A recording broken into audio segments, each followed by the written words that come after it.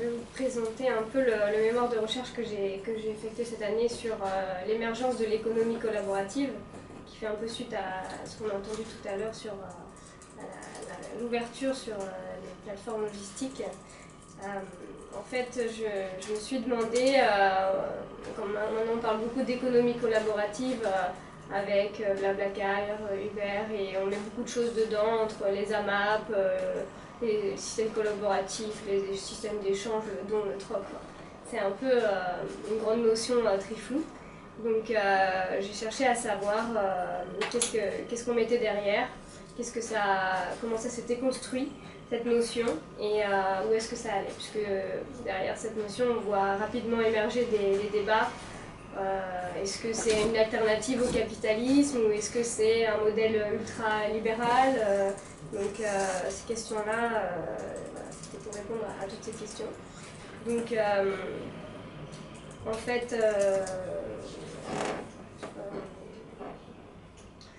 j'ai pris une approche un peu constructiviste, on en parlait tout à l'heure, où j'ai essayé d'analyser qui étaient les acteurs qui faisaient émerger cette notion, qui faisaient vivre cette notion, dont on ne parlait pas encore il y a 10 ans, et du coup de comprendre leur système de pensée, d'où ils venaient, qui ils étaient, quel intérêt ils avaient à faire émerger cette notion, pour mieux comprendre voilà, quel sens on pouvait lui donner.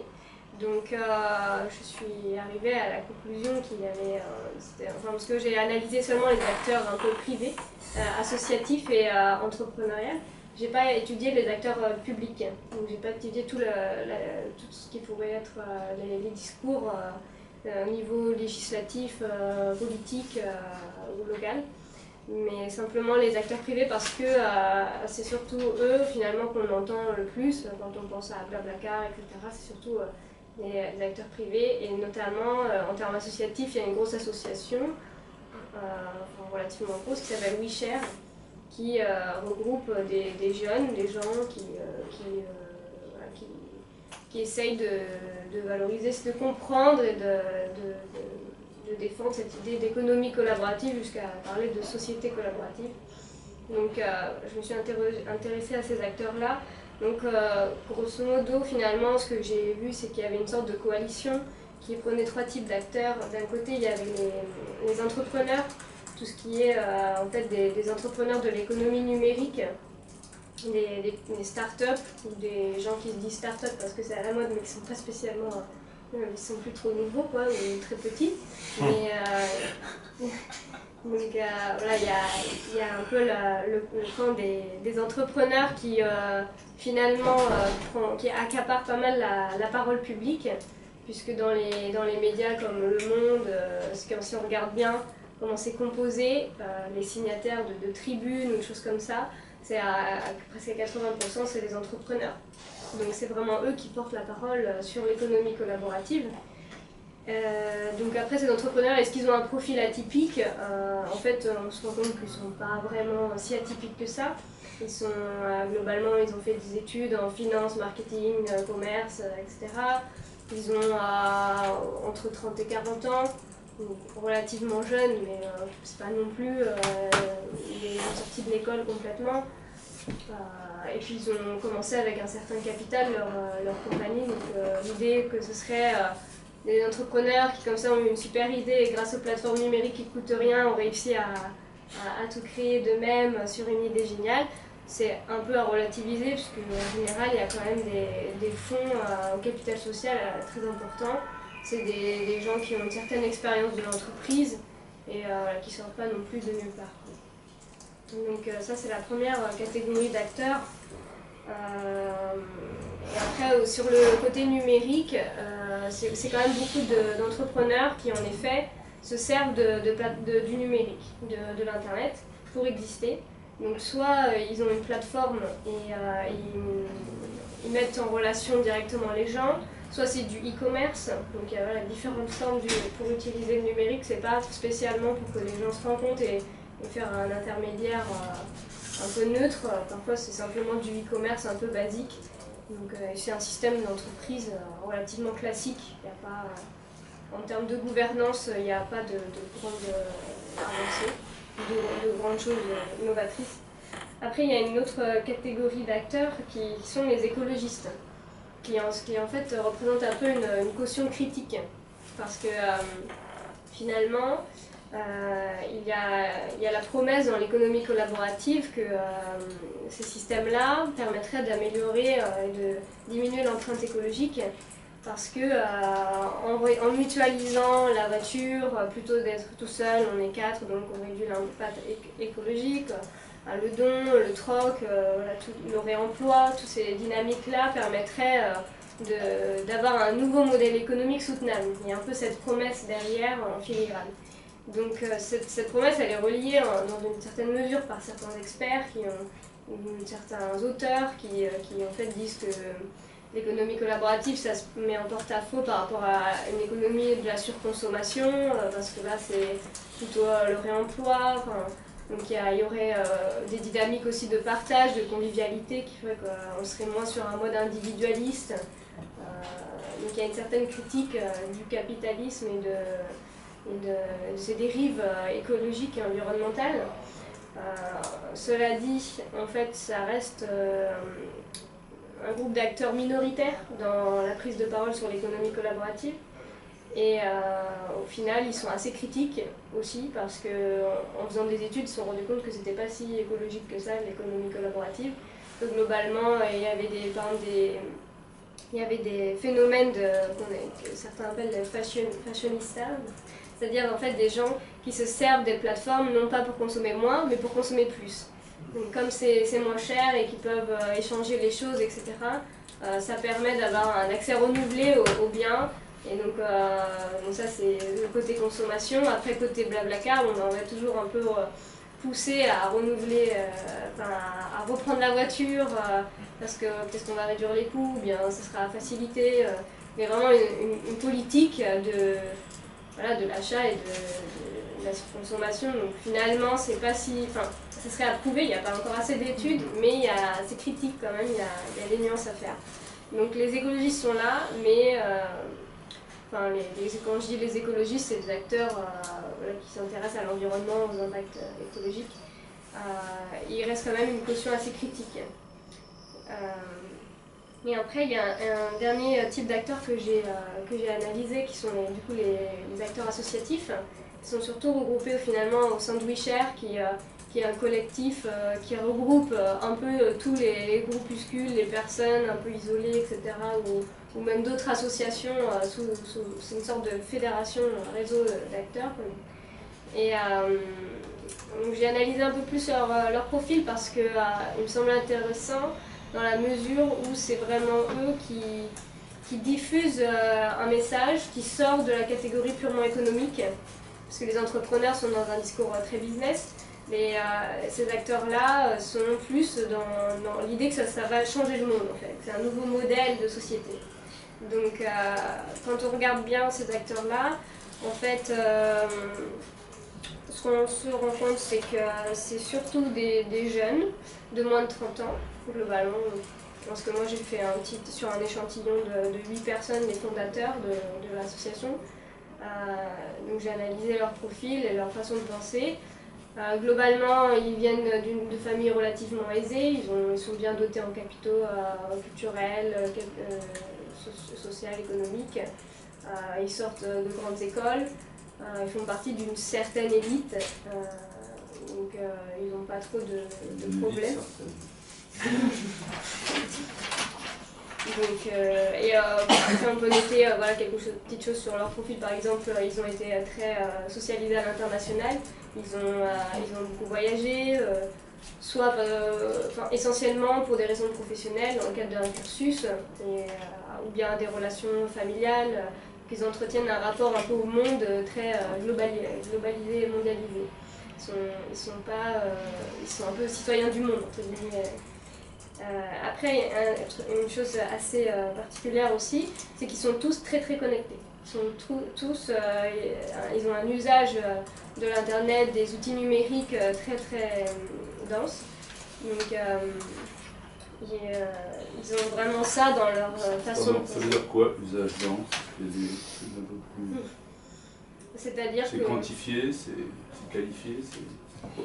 Par rapport à la moyenne des Français que j'ai retrouvé, ils ont un usage plus important des outils numériques et dans leur façon de s'organiser entre eux.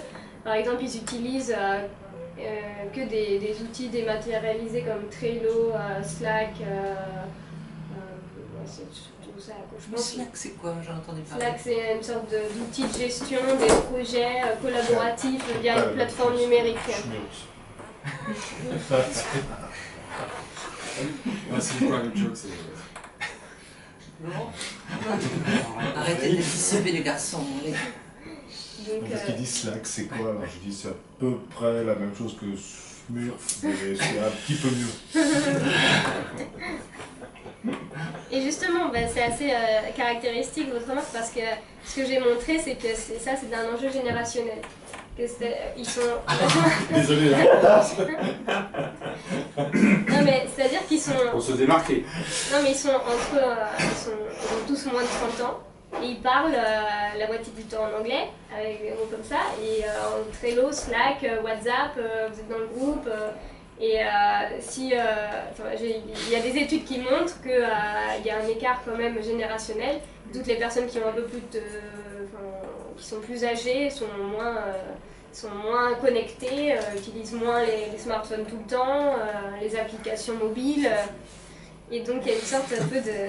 Moi je connais les 24 T'es pas tout seul, Antoine, t'es pas tout seul. Ce qui m'intéressait, c'est de savoir à quoi. Non, ça m'intéresse. À des applications, effectivement, moi je ne me dis pas c'est trois. C'est WhatsApp, oui, mais Trello aussi. Ils sont très à l'aise avec tout ce qui est plateforme, outils sur Internet. C'est pas du tout des choses c'est des choses qu'ils vont maîtriser très rapidement et qu'ils utilisent dans leur organisation quotidienne. Et ils ont tous un compte Facebook, Twitter, LinkedIn et tout ce qu'on peut imaginer comme réseaux sociaux, très bien documentés, ils sont tout le temps dessus. Voilà, c'est un usage très intense de tous ces outils numériques. Et ça crée une sorte de... on appelle ça parfois la génération Y, donc il y a quand même un effet un peu générationnel derrière tout ça. Alors, il y a une chose aussi qui est importante à relever sur leur profil, c'est qu'ils ont une culture très peu militante et très peu politisée. Ils ne viennent pas de familles politisées, eux-mêmes n'ont jamais adhéré quasiment à aucune association, ils n'ont pas du tout un parcours militant.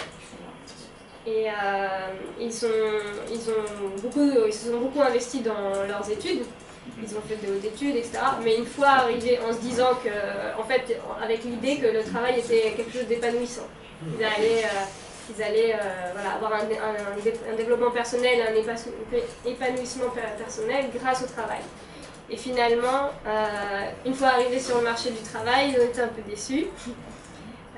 Voire très déçus, donc ils se sont sentis oppressés, la hiérarchie, la créativité, ce genre de choses qui n'étaient pas à la hauteur de leurs espérances.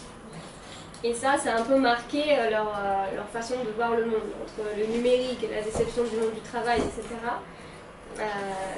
Ce qui crée après un discours de l'économie collaborative qui est assez révélateur et significatif sur le sens qu'on lui donne. Alors, j'ai étudié aussi toute la façon dont ils s'agrégeaient autour d'un réseau d'acteurs pour porter et pour faire émerger le concept, la notion d'économie collaborative. Comment WeShare notamment s'est approprié le réseau. Comme eux, c'est une association ou un collectif, ils ne savent même pas trop comment se définir. Ils ont réussi à devenir propriétaires du réseau, à organiser un WeShare Fest, c'est-à-dire un festival de l'économie collaborative, où ils regroupent tous les acteurs potentiellement qui font partie de ce réseau, que eux-mêmes du coup décident qui en fait partie, qui n'en fait pas partie. Donc il y a en fait essentiellement des entrepreneurs. Et donc après ils arrivent grâce à un peu des techniques de mobilisation et d'organisation à rester dans un flou qui permet d'agréger des choses qui, on pourrait dire, n'ont rien à voir ensemble ou bien par exemple, on va parler autant de démocratie que de transport, que d'économie, d'agriculture. Enfin, on va mélanger le don, le troc, l'échange, le business, des entreprises très classiques comme en fait Blablacar, c'est une entreprise assez classique dans son mode d'organisation, ou bien Uber. On va brasser large pour avoir un large réseau, pour avoir l'impression qu'il y a quelque chose qui émerge là, que c'est quelque chose qui est de différent, un modèle, etc. Finalement, il y a un tel flou qu'en effet on peut brasser large, et il y a une diversité qui est très valorisée, mais cette diversité elle montre en fait qu'il n'y a pas de dénominateur commun très tangible. Donc ils arrivent très bien à organiser ça au sein d'un discours aussi un peu sur l'autonomie, chacun un peu dit ce qu'il veut, il n'y a pas de problème, on est dans le dialogue, on est dans la collaboration, donc tout ça permet d'agréer une nébuleuse qui fait vivre un peu ce concept d'économie collaborative. Derrière, il est difficile de mettre une définition très précise. Donc grâce à leur festival et à leur réseau, ils arrivent à s'organiser pour faire vivre tout ça. Ce qu'on peut dire, c'est que par exemple le We Share Fest, c'est assez élitaire. Donc c'est surtout finalement un festival sur 3 jours, assez cher à l'entrée, qui est organisé pendant la semaine. Donc finalement c'est surtout ouvert à des entrepreneurs, à des gens qui ont des projets, qui veulent faire monter des projets. Et en fait c'est vraiment un espace de réseautage. Chacun essaye d'avoir des contacts, de se parler, de voir comment mener leurs propres projets, etc. Donc c'est vraiment tourné vers l'entrepreneuriat social, essentiellement. Donc ça c'est sur la façon dont ils s'organisent.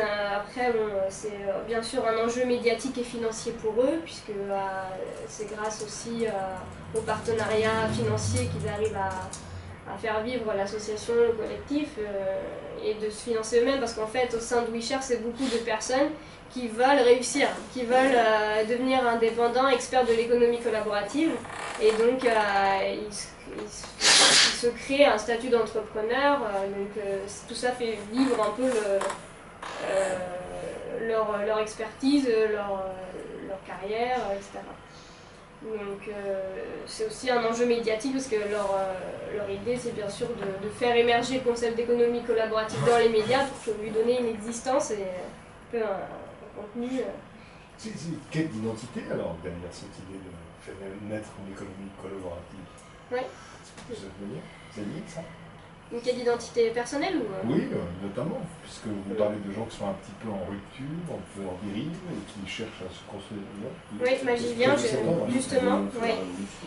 Puisque à partir de là, du coup, j'ai essayé d'analyser le discours et le référentiel cognitif qu'il y a derrière pour voir qu'est-ce qu'on met derrière. Est-ce qu'on pourrait parler d'un nouvel esprit du capitalisme et pourquoi?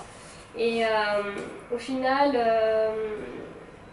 je me suis beaucoup appuyée sur les travaux de Luc Boltanski et El Chapiello sur le nouvel esprit du capitalisme, parce qu'en fait, j'ai vraiment l'impression, au vu de mes travaux, que c'est l'avènement d'un troisième esprit du capitalisme tel que lui l'avait amorcé. Les auteurs l'avaient décrit un peu. Et là, c'est vraiment ça en fait, parce que ce qu'on se rend compte du coup, c'est que il y a un glissement de la notion de propriété. Au début, c'est vraiment l'idée on est propriétaire de sa voiture, de son appartement, etc.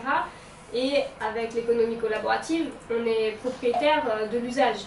En fait, ce qui compte, c'est pas d'être propriétaire de la chose, mais de pouvoir user de cette chose. Et donc ça déplace le concept de propriété. Donc après, voilà, on essaye de dire que on veut montrer que c'est économiquement intéressant, écologiquement intéressant, socialement intéressant. Mais en fait, ça va plus loin que vraiment le côté objet. Ça va jusqu'à l'identité de soi. C'est-à-dire qu'on n'est pas propriétaire des choses, on est propriétaire de soi-même. Donc la propriété, c'est pas « je suis ma voiture ». c'est je suis moi. Et moi, je veux me développer ma personnalité, ma quête d'identité, mon développement personnel, et donc, quelque part, me libérer. Il y a une quête un peu de libération et d'autonomie derrière ça. Donc ça, c'est vraiment la pierre angulaire du changement de concept derrière ça. Et alors là où le capitalisme, du coup, a réussi à se nourrir de la critique de l'individualisme, parce qu'en fait, il y avait cette critique que le capitalisme a créé des dérives vers l'individualisme et a asservi quelque part les gens, notamment au travail, avec voilà, cette problématique de la créativité, de la hiérarchie, etc., où les jeunes se sont sentis bloqués dans leur épanouissement personnel. Donc là, il y a le côté, il y avait une critique de ça, et en même temps, le capitalisme se régénère sur cette idée, parce qu'il se sert de ce glissement de la notion de la propriété pour marchandiser l'immatériel. Donc maintenant, ce qu'on paye, c'est l'usage. Donc là, il y a un glissement qui permet l'accumulation à nouveau de richesses, et qui est très intéressant pour le système capitaliste, puisque l'accumulation de biens étant de plus en plus difficile d'un point de vue économique et écologique, là, on passe à l'usage. Donc l'usage, il peut être, par définition, c'est plus ou moins immatériel, donc ça peut être décuplé.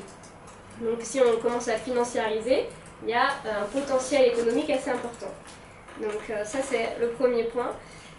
Et après, donc, dans cette quête d'individualisation dont je parlais, ça impacte la conception du travail. Donc maintenant, l'idée, ça va être les gens qui défendent l'économie collaborative, on arrive vite sur des logiques de crowdsourcing, on dit, c'est-à-dire de location. En fait, on devient un peu locataire de ses compétences. On n'est plus salarié. Salariat, c'est mal, c'est l'asservissement. On est entrepreneur. Il faut être entrepreneur de sa vie. Donc l'idée, c'est de louer ses compétences, d'être un entrepreneur individuel qui va proposer ses compétences sur des projets particuliers. Et ça, les travailleurs rejoignent, ça lui est pas complètement opposé, dans le sens où pour lui, c'est un facteur de libération aussi. Dans cette idée d'être possesseur de soi-même, de son travail, de ses compétences. Donc là, on arrive finalement progressivement vers des formes de travail plus flexibles, l'accroissement du freelance, de tout ce qui est travail indépendant, qu'on voit, comme tu disais sur, comme tu disais sur tout ce qui est sur la logistique et le transport, par exemple. Maintenant, tous les vélos là, qui passent pour transporter les touristes, ils pourraient très bien être salariés d'une entreprise qui a à disposition une flotte de véhicules. Non, la plupart en fait sont auto-entrepreneurs. Ils louent le matériel à la journée, ou bien on leur donne parce qu'ils ont des contrats publicitaires ou je sais pas quoi. Et après, c'est à eux de se débrouiller avec leurs clients en tant qu'auto-entrepreneurs. Donc ça veut dire quoi derrière? Ça pose des problèmes en termes de contrat social, oui, par rapport à la société, c'est-à-dire qu'il n'y a plus de cotisations patronales, etc. Donc tout est à la charge de la personne, et en termes de chômage, etc., c'est une sorte de précarisation clairement du travail. Donc ça va assez loin dans la conception du monde qui va derrière. Et le dernier point sur cette conception du monde, c'est vraiment la promesse de la libération des individus.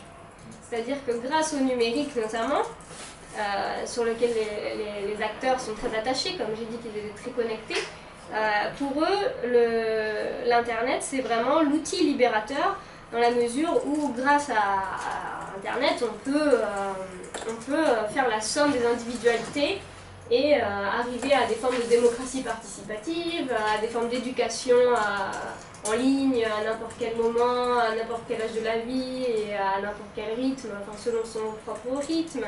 Et là, il y a vraiment une forme et même enfin, en termes de politique, de gouvernance, c'est vraiment l'idée, on va reprendre le pouvoir grâce au numérique. Le pouvoir, il ne sera plus dans les mains d'une certaine élite politico-administrative ou des grands patrons du CAC 40, mais ce sera entre les mains de chacun qui pourra, grâce à la connaissance libre, partagée et à l'agrégation des intérêts individuels de chacun, connectés grâce à Internet, qu'on pourra faire ce qu'on veut.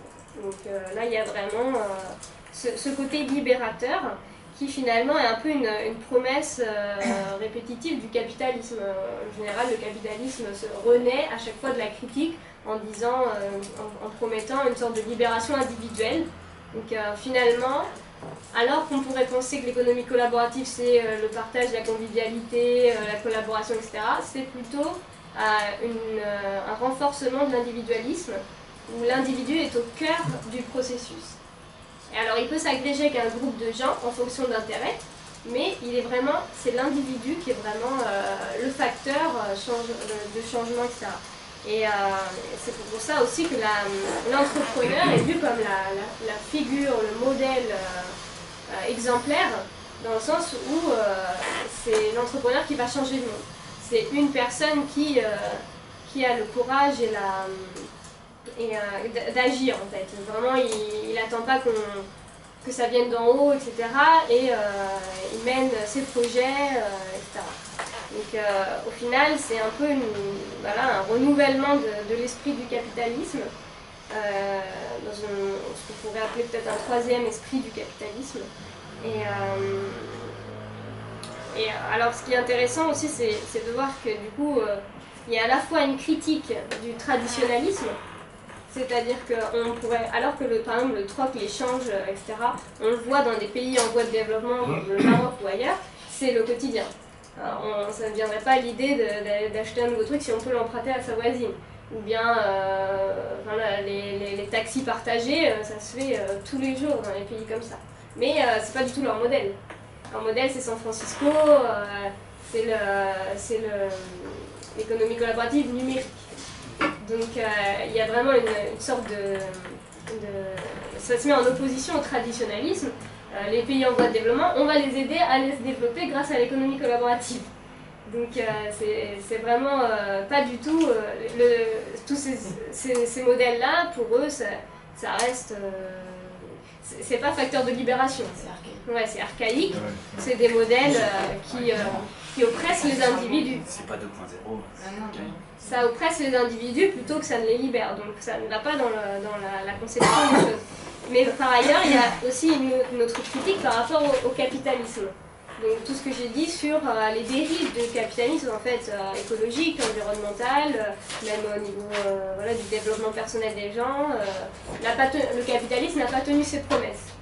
Mais c'est sur ces deux oppositions que renaît finalement un nouvel esprit du capitalisme qui se nourrit de ces critiques pour se régénérer en termes d'accumulation des richesses, en termes de flexibilité du travail, et toutes ces choses, surtout ces deux points-là que j'ai analysés.